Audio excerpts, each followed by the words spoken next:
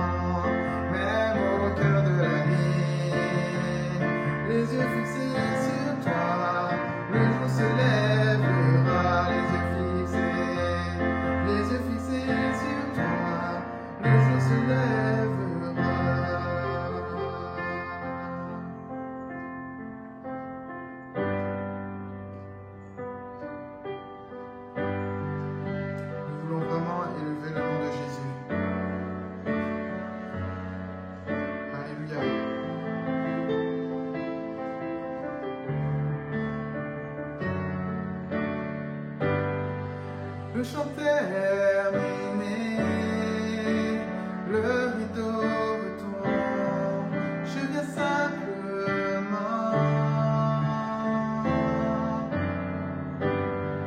porter mon offrande, car j'ai le désir de réjouir ton cœur.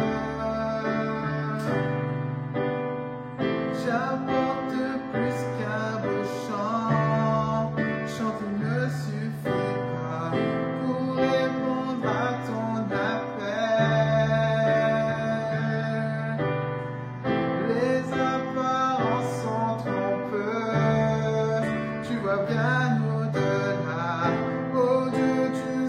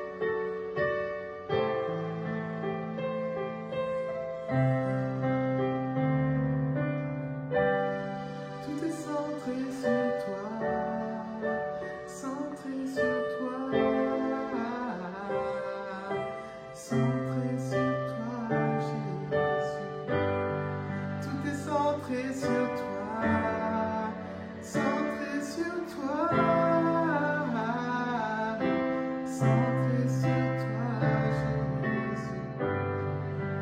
Alléluia.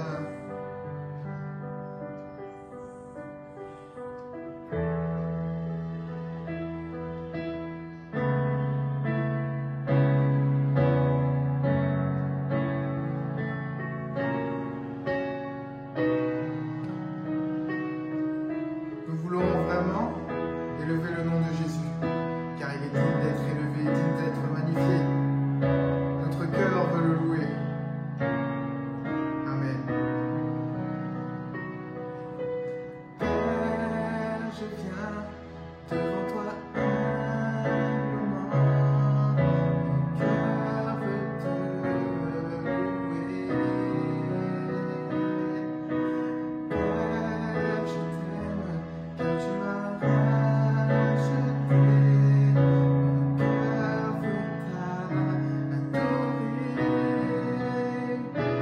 Conduis-moi dans ta présence, guide-moi vers ta gloire. Je voudrais voir ta face, oh Dieu, être près de toi. Père, je viens devant toi humblement. Mon cœur veut te louer. Père, je t'aime, car tu m'as racheté. Mon cœur veut t'adorer.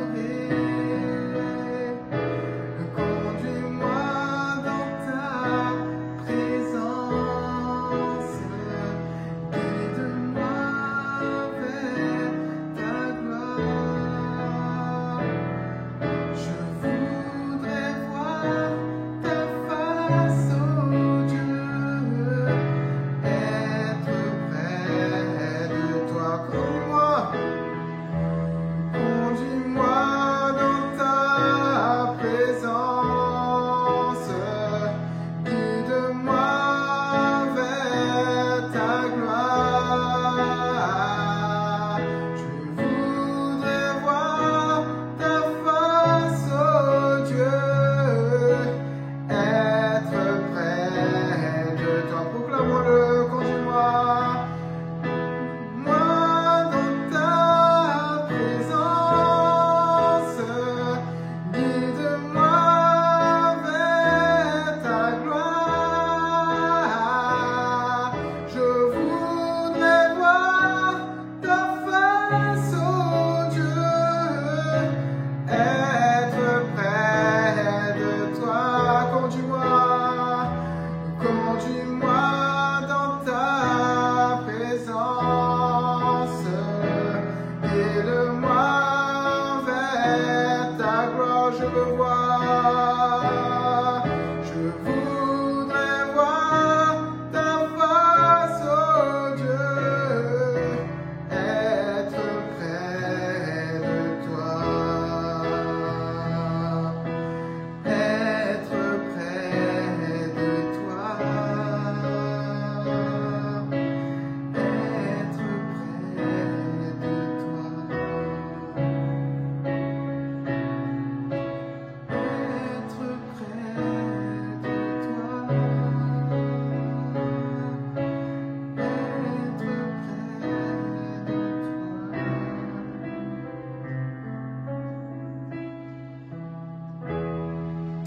Alléluia. Gloire à Dieu. Un jour, tout le monde dira qu'il est le Seigneur, notre Dieu, et tout genou fléchira.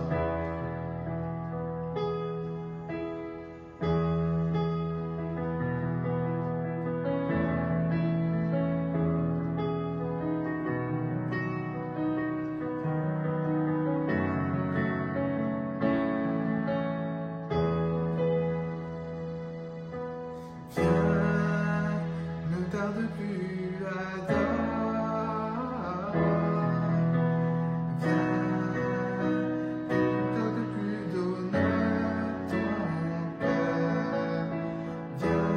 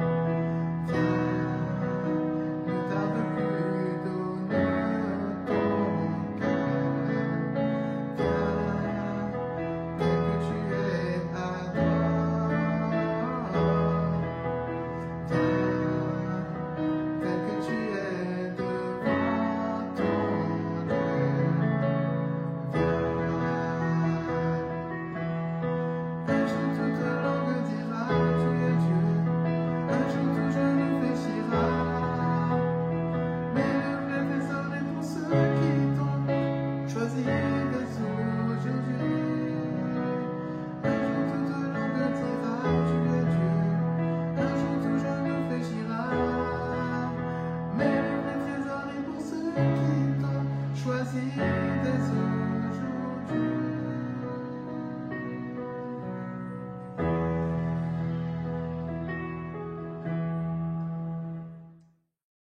Belle bonjour tout le monde, voilà, bienvenue, on est très content d'être ensemble pour ce dimanche matin. Merci à David pour ses excellents chants de louanges qu'il nous a apportés. Les pasteurs de l'Union des Assemblées de Dieu de Martinique sont avec moi pour vous saluer, pour vous bénir de la part du Seigneur, pour vous encourager. Nous croyons que nous allons vivre des temps formidables ensemble et j'aimerais vraiment vous inviter à le croire. Déjà, vous avez préparé vos cœurs au travers de ces chants, à être attentifs aussi à la parole de Dieu qui sera partagée dans quelques instants, puisque nous allons partager ce matin sur ce thème que Dieu a mis sur mon cœur fortement, sur ce thème qui est « Viens ». Et peut-être pour des chrétiens, « Reviens ». Viens est un appel du Seigneur à quelqu'un qui ne le connaît pas encore. Viens à moi, mon enfant. Viens à moi, je t'aime. Et vraiment, le Seigneur voudrait t'inviter à le rencontrer intimement, personnellement. Jésus a donné sa vie sur la croix par amour pour toi. Et c'est ce que nous allons vraiment partager dans quelques instants. Et puis pour toi, chrétien, enfant de Dieu, le confinement a peut-être été douloureux, difficile, le déconfinement aussi, c'est peut-être long pour toi, les combats sont là, les difficultés sont là, quelles que soient les raisons, je sens dans mon cœur cet appel de Dieu à t'inviter à revenir à lui. Alors ce matin, eh bien, nous allons partager sur ce message, sur cette réalité, viens, reviens à moi, dit le Seigneur. Et pour cela, eh bien, Dieu m'a mis sur le cœur cette parabole que vous connaissez certainement, celle du fils prodigue, et ça se situe dans Luc au chapitre 15 à partir du verset 11. Luc, chapitre 15, verset 11. Voici ce que dit la parole de Dieu. Il dit encore, un homme avait 2 fils. Le plus jeune dit à son père, « Mon père, donne-moi la part de bien qui doit me revenir. » Et leur père leur partagea son bien. Peu de jours après, le plus jeune fils, ayant tout ramassé, partit pour un pays éloigné où il dissipa son bien en vivant dans la débauche. Lorsqu'il eut tout dépensé, une grande famine survint dans ce pays et il commença à se trouver dans le besoin. Il alla se mettre au service d'un des habitants du pays qui l'envoya dans ses champs garder les pourceaux. Il aurait bien voulu se rassasier des carouges, que mangeaient les pourceaux, mais personne ne lui en donnait. Étant rentré en lui-même, il dit « Combien d'ouvriers chez mon père ont du pain en abondance, et moi ici je meurs de faim. Je me lèverai, j'irai vers mon père, et je lui dirai « Mon père, j'ai péché contre le ciel et contre toi, je ne suis plus digne d'être appelé ton fils. Traite-moi comme l'un de tes ouvriers. » Et il se leva et alla vers son père. Comme il était encore loin, son père le vit et fut ému de compassion. Il courut se jeter à son cou et l'embrassa. Le fils lui dit « Mon père, j'ai péché contre le ciel et contre toi, je ne suis plus digne d'être appelé ton fils. » Mais le père dit à ses serviteurs « Apportez vite la plus belle robe et revêtez-le. Mettez-lui un anneau au doigt et des souliers aux pieds. Amenez le veau gras et tuez-le. Mangeons et réjouissons-nous, car mon fils que voici était mort et il est revenu à la vie. Il était perdu et il est retrouvé, et ils commencèrent à se réjouir. Amen. J'aime beaucoup ce texte, et certainement vous aussi, pour plusieurs raisons. Personnellement, ce qui me touche particulièrement, c'est de réaliser l'amour de Dieu qui se dévoile comme un bon Père céleste. C'est aussi la valeur de ton âme et de mon âme. C'est aussi que Dieu a pour toi des projets extraordinaires. Il veut faire de toi et de moi son Fils. C'est les moyens qu'il utilise pour nous restaurer. J'aimerais vraiment insister aujourd'hui sur ce premier point. Dieu est semblable à un bon Père. Il est ton Créateur. Il t'a voulu sur cette terre. Il a tout mis en œuvre pour que ce soit toi qui naisses de tes parents. Nous savons que chaque être humain est parfaitement unique. Ce qui fait toute sa beauté, sa valeur, son prix inestimable aux yeux de Dieu. Tu as un but terrestre et éternel. J'ai lu dans un magazine ceci. Un même couple peut potentiellement être à l'origine, lors de chaque fécondation, de plus de 64 milliards de cellules œufs génétiquement différentes. Chacun d'entre nous est donc le produit d'une sorte de tirage au sort où nous avions une chance sur 64 milliards d'être ce que nous sommes. Mon ami, sur ces 64 milliards de possibilités que tu avais d'être toi en ce jour d'intimité de tes parents, Dieu a décidé que tu sois cette possibilité-là. Tu n'es pas le fruit du hasard, mais tu as été voulu de Dieu, choisi pour accomplir un plan qu'il a pour toi. La Bible dit « Je connais les projets que j'ai formés sur vous, projets de paix et non de malheur, afin de vous donner un avenir et de l'espérance. » Jérémie 29, verset 11. Quand bien même tes parents ne t'auraient pas souhaité, quand bien même tu serais le fruit d'une nuit de fête bien arrosée, voire même d'un drame, tel un viol, j'aimerais te confirmer aujourd'hui que tu as été voulu du Créateur de la terre, du ciel, de l'univers, du cosmos, de l'éternité. Je prie pour que cette parole s'inscrive dans ton cœur. Tu es voulu de Dieu. Tu peux donc faire la paix avec toi-même. Tu peux faire la paix avec tes géniteurs si tu les considères ainsi. Tu peux faire la paix avec Dieu et entamer une relation vraie et intime avec lui. Dans son amour, le Père laisse le choix à ses créatures. Les deux fils de cette parabole représentent l'humanité qui est face à un choix devant Dieu. S'attacher à lui et avoir une relation de cœur à cœur avec lui, de foi et de confiance, ou bien décider de s'éloigner de lui jusqu'à tomber dans des conséquences dramatiques à cause de mauvais choix. J'aimerais rappeler que la plupart des drames que nous voyons sur cette terre sont dus au mauvais choix des hommes. Pourquoi le mal? Parce que les hommes se sont attachés à faire le mal. Je me souviens de cet homme d'une cinquantaine d'années, ça se passe dans la ville de Niort, qui contestait les paroles de la Bible. Il se croyait très juste et il me disait « S'il y avait un bon Dieu, il n'y aurait pas de mal sur la terre. Il n'y a qu'à voir toutes les guerres qu'il y a sur terre. » Je lui ai répondu « Vous savez, Dieu n'est pas celui qui a demandé aux hommes de s'entretuer. Au contraire, il leur a dit « Tu aimeras ton prochain comme toi-même. » Il arrive même que des voisins, ai-je ajouté, n'arrivent pas à se supporter et se fassent la guerre à coups de procès juridiques. Cet homme s'est senti repris parce qu'il était en conflit depuis des années avec son voisin. Parfois, on a tendance à regarder la paille qui est dans l'œil des autres en oubliant que nous avons une grosse poutre dans le nôtre. Vous savez, cet homme qui se croyait juste avait besoin de se repentir. Et nous, qu'en est-il de nous? Le livre de la Genèse nous montre que Dieu avait créé l'homme et la femme et il les avait placés dans un merveilleux jardin où l'homme et la femme pouvaient être heureux et épanouis. Ils avaient tout ce dont ils avaient besoin et chaque jour, ils étaient en relation avec leur Créateur. Dieu leur avait donné un seul ordre. Tu pourras manger de tous les arbres du jardin, de tous les fruits. Mais tu ne pourras pas manger du fruit de l'arbre de la connaissance du bien et du mal, car le jour où tu en mangeras, tu mourras certainement. La femme et l'homme ont décidé malgré tout de désobéir à Dieu. Cette désobéissance appelée le péché a entraîné leur mort. Cette mort s'est abattue sur la race humaine. Ainsi, de génération en génération, nous naissons avec cette nature pécheresse qui a pour conséquence la mort éternelle. Dans son amour, Dieu est venu en Jésus nous réconcilier avec lui par sa mort de la croix. Il appartient aujourd'hui à chaque homme de faire le choix d'accepter l'œuvre de Christ par la foi afin de recevoir la vie éternelle. Le message de l'Évangile est extrêmement répandu en Martinique. Mais qui d'entre nous a décidé de le vivre vraiment?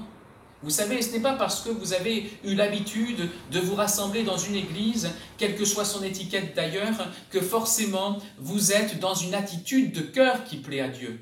Combien de personnes, après avoir loué Dieu à pleine voix, à plein gosier, utilisent la même bouche pour mépriser leur prochain?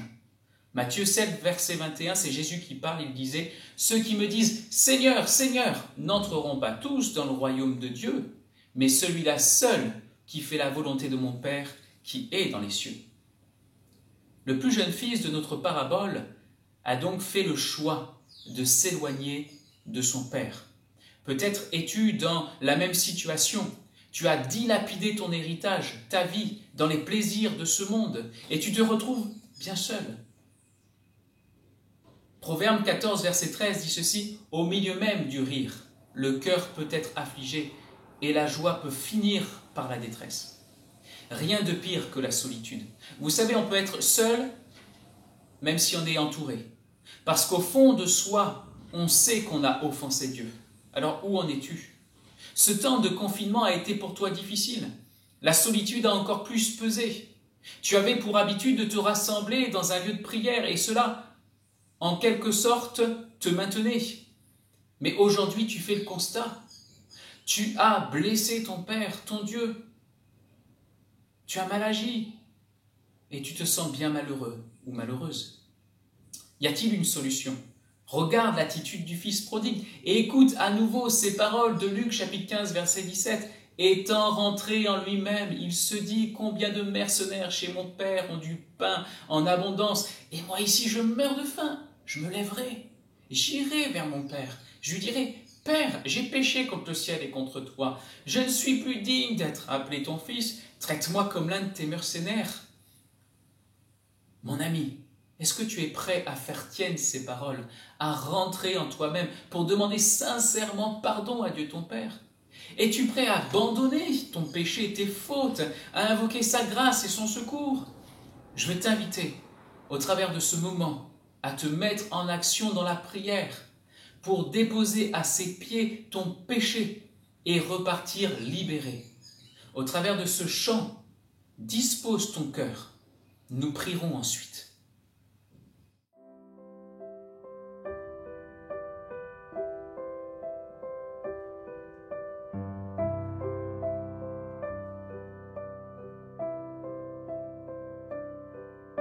Au milieu même des rires, un cœur peut souffrir. Un mal, une douleur, une plaie se cache. Pour ne pas déranger, on se voile la face. On lance un SOS, on essaie de sourire, on essaie d'exister. Mais personne ne le comprend. Pas un dans cette foule ne peut me secourir. Pas un ne sait le mal qui me ronge. Pas un ne se soucie de ma personne. Et tant d'illusions, puis tant de déception, et cette voix qui me dit que tu n'as plus d'amis. Solitaire avec la foule, je regarde devant moi. Je ne sais où je vais, quelqu'un pense-t-il à moi? Solitude et encre noire, ombre triste, ombre de soir. Elle s'attache à moi, elle est indélébile.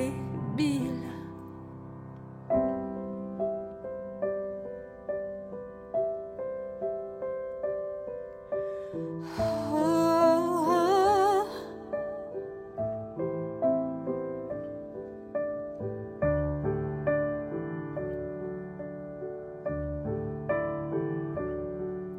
Un seul peut sonder au profond de mon âme. Un seul peut comprendre mes silences. L'amour qu'il me donne bannit mon désespoir.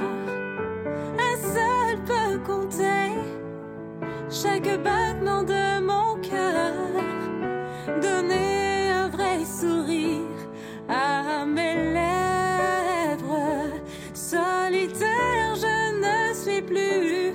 Je regarde devant moi et je sais où je vais, car Jésus m'aime. Solitude et encre noire, ombre triste,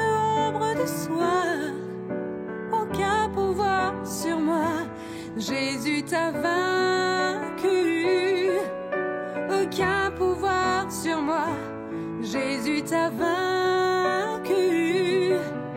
Aucun pouvoir sur moi. Jésus seul peut sonder au profond de ton âme. Jésus seul peut comprendre tes silences. L'amour qu'il te donne bannit ton désespoir. Jésus seul peut compter chaque battement de ton cœur. Donner un vrai sourire à tes lèvres.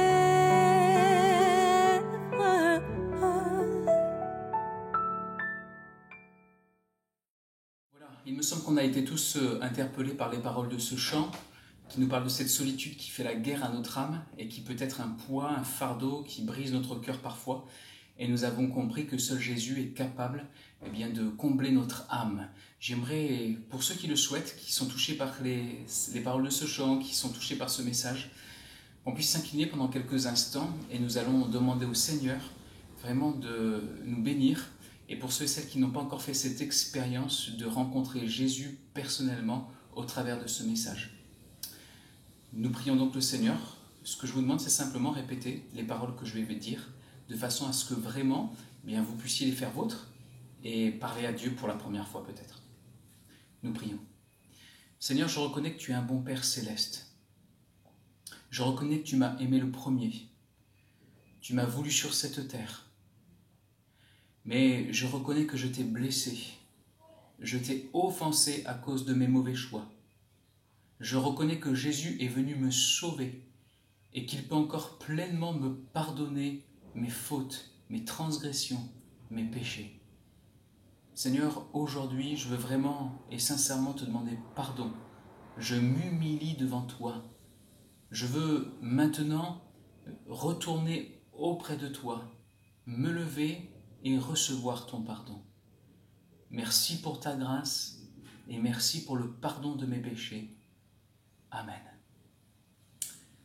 Si vous avez fait cette prière avec moi et que vous l'avez fait avec confiance en Dieu, soyez rassurés que Dieu vous a entendu, qu'il répondra, qu'il a répondu, il a pardonné vos péchés et qu'il répondra dans ce sens, qu'il vous conduira et vous dirigera pour trouver une assemblée, pour trouver des frères, des sœurs en Christ qui seront autour de vous pour vous accueillir, pour vous faire du bien. Et aussi, vous serez au contact d'un enseignement équilibré pour grandir avec Christ. Mais maintenant, j'aimerais quand même continuer notre message, si vous me le permettez, et aller plus loin. Vous qui avez prié, écoutez cela. Sachez et comprenez. Si nous sommes infidèles, dit la Bible, il demeure fidèle car il ne peut se renier lui-même. Ça se trouve dans 2 Timothée chapitre 2, verset 13. Dieu ne peut pas se renier lui-même. Ça veut dire que à partir du moment où sincèrement on lui a demandé pardon pour nos fautes, nos péchés, même si on a été infidèle, lui vraiment il demeure fidèle et il est prêt à faire grâce et à nous permettre d'aller plus loin. Vous savez, le fils prodigue de notre parabole, il est vraiment venu à la rencontre de son père. Après avoir fait la prière, après s'être repenti comme vous venez de le faire, il est allé à la rencontre de son père, il est allé à son contact. Et la vraie repentance, c'est ça, c'est justement reconnaître ses fautes. Mais surtout, c'est venir auprès de Dieu pour trouver son pardon. Ce qui est merveilleux maintenant, c'est de voir l'accueil du Père. Et pendant quelques instants, j'aimerais qu'on regarde comment le Père va accueillir son Fils. Son Père le voit arriver de loin. Il l'attendait. Comprenez que Dieu vous attend depuis si longtemps. Approchez-vous de Dieu, dit la parole de Dieu, et il s'approchera de vous.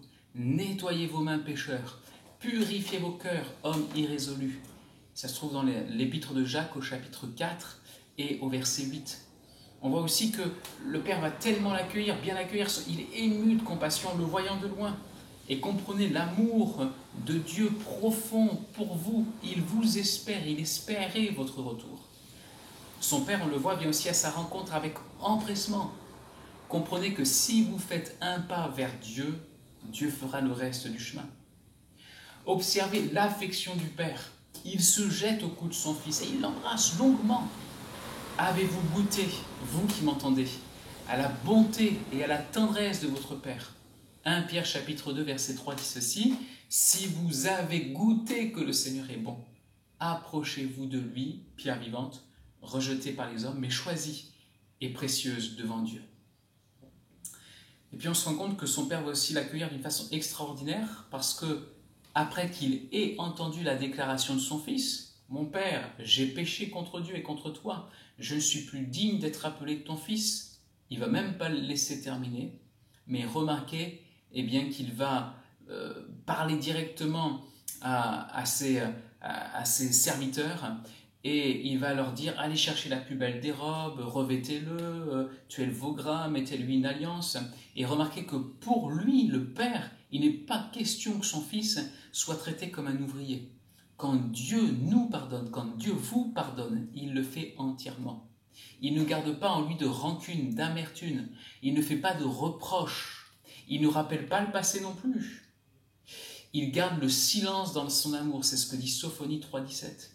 Alors encore une fois, chers amis, réalisez combien vous êtes aimés et choyés par Dieu votre Père. Il vous traitera toujours comme son fils, sa fille, la prunelle de ses yeux, et il prendra soin de vous. Écoutez ces paroles pleines de joie et de reconnaissance. Mon fils était mort et il est revenu à la vie. Il était perdu et il est retrouvé. N'est-ce pas merveilleux cet amour que Dieu a pour vous? Vivez-le encore aujourd'hui. Réalisez-le, imprégnez-vous de cette réalité. Dieu vous aime, vous, profondément. Alors, il y a plusieurs enseignements à retirer du fait que Dieu, ou le Père, a demandé à ses serviteurs d'habiller son Fils. Il leur a ordonné et les serviteurs ont réellement obéi. Donc, quels sont ces enseignements à retirer? Premier enseignement, c'est que la restauration comme l'évangélisation d'une personne est un travail d'équipe. Nul ne peut s'adjoindre le privilège d'avoir à lui tout seul restauré ou évangélisé une personne. C'est un travail d'équipe. Dieu se sert des talents de chacun. Et ça, c'est le deuxième enseignement. Chacun a des capacités différentes et Dieu se plaît à les utiliser, à utiliser la complémentarité des talents de chacun pour restaurer les pécheurs repentants. Nous devons accepter que la performance d'une équipe s'opère par l'ensemble des talents de chacun. Certains serviteurs ont habillé le Fils. Je dirais que c'est là l'expression de la patience qu'ont certaines personnes à couvrir les fautes et les défauts de ces pécheurs repentants. Dieu leur a donné cette capacité de regarder au-delà du visible et de croire avec espérance qu'ils changeront. Dans 1 Pierre chapitre 4 verset 8, nous lisons « Et avant tout, ayez les uns pour les autres une ardente charité, car la charité ou l'amour couvre une multitude de péchés. » Je bénis Dieu pour cette personne chère à mon cœur, qui a vu chez moi un homme à sauver, à racheter. Et elle a usé de patience, de persévérance, de prière et de conseil pour me permettre vraiment de saisir Jésus-Christ et vraiment de devenir un enfant de Dieu qui a décidé de le suivre comme un disciple et de le servir jusqu'au bout. Et puis certains serviteurs ont mis l'anneau au doigt du Fils.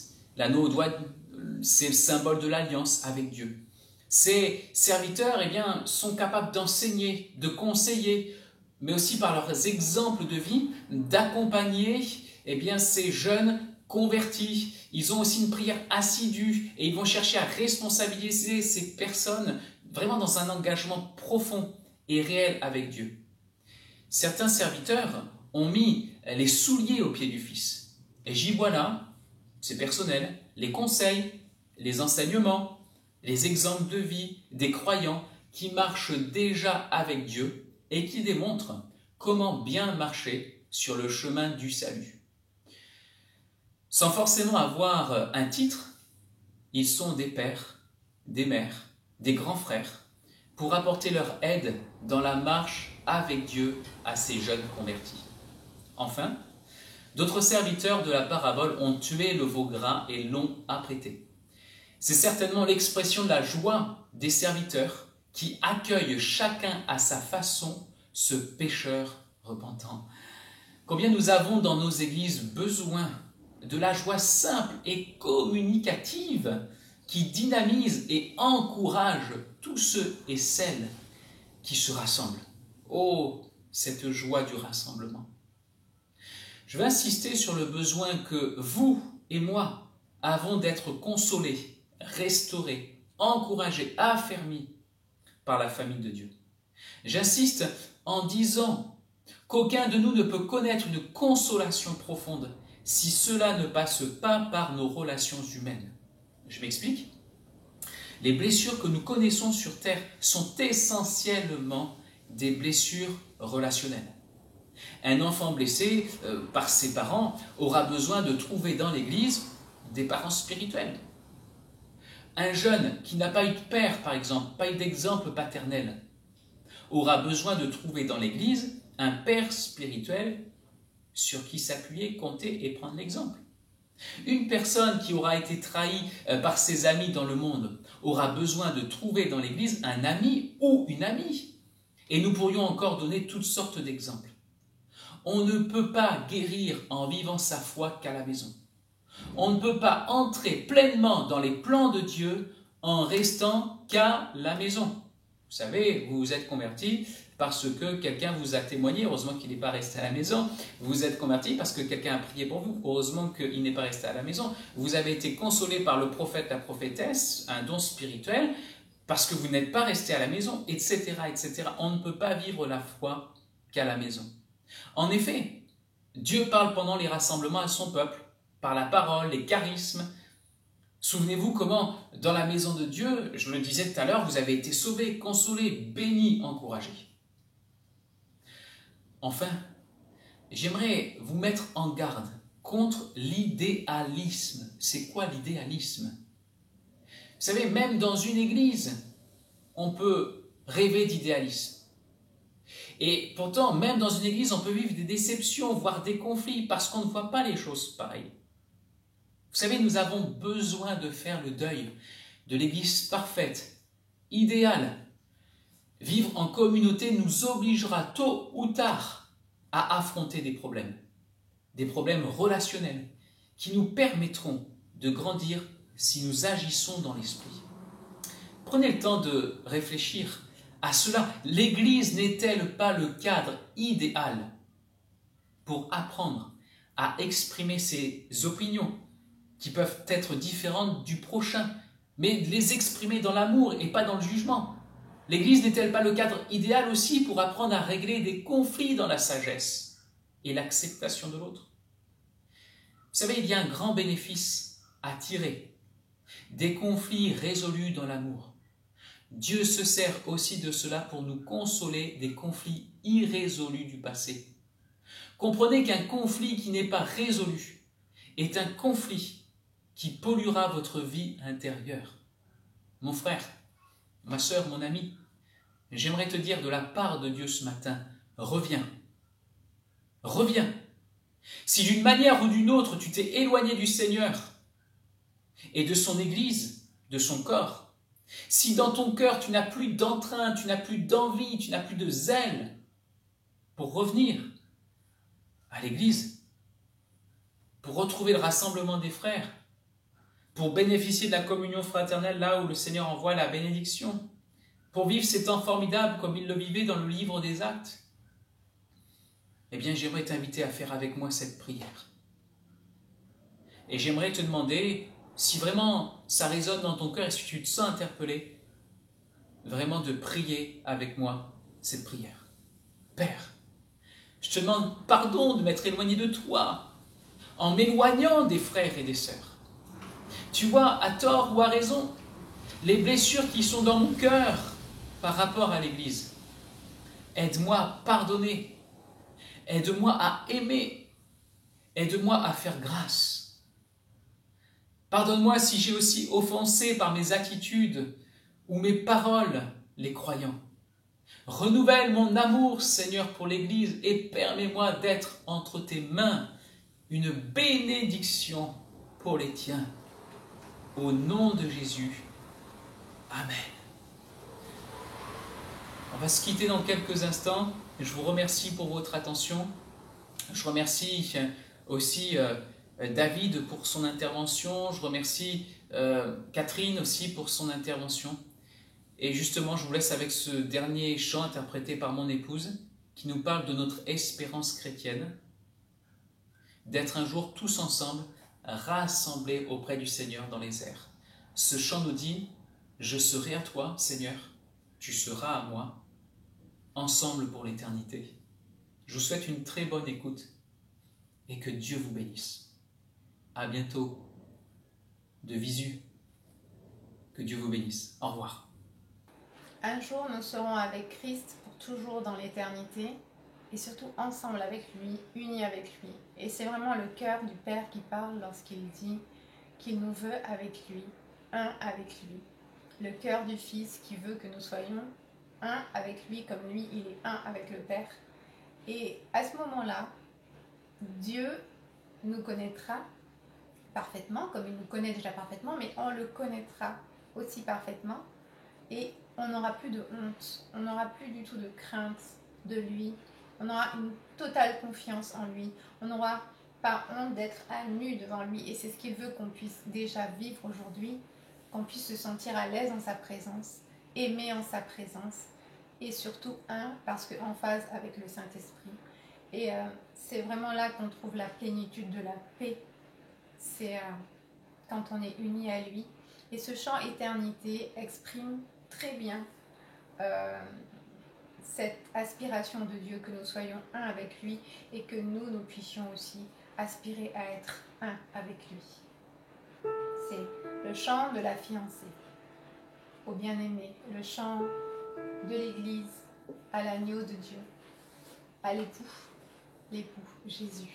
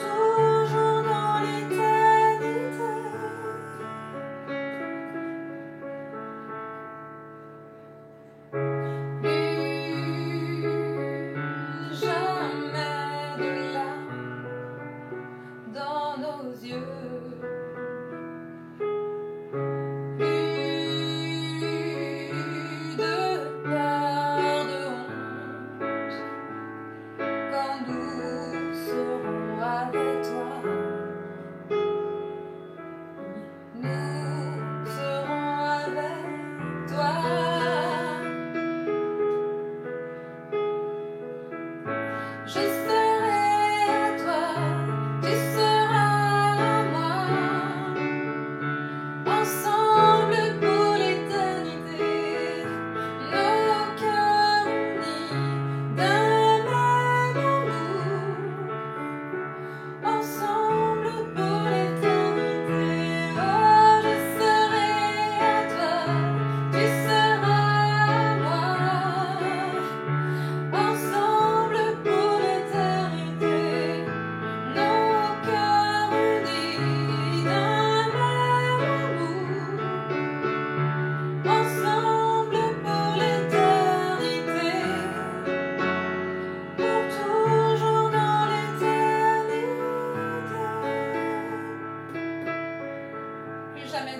Seigneur.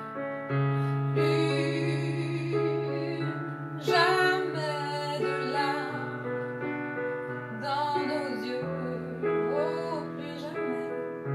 Plus de peur, de honte, quand nous serons avec toi. Oui, nous serons avec toi. Oh, Jésus, je serai à toi, tu seras à moi. Ensemble pour l'éternité, nos cœurs unis d'un même amour. Ensemble pour l'éternité, oh, je serai à toi, tu seras à moi. Ensemble pour l'éternité, oh, nos cœurs unis d'un même amour. Ensemble pour l'éternité, pour toujours dans l'éternité.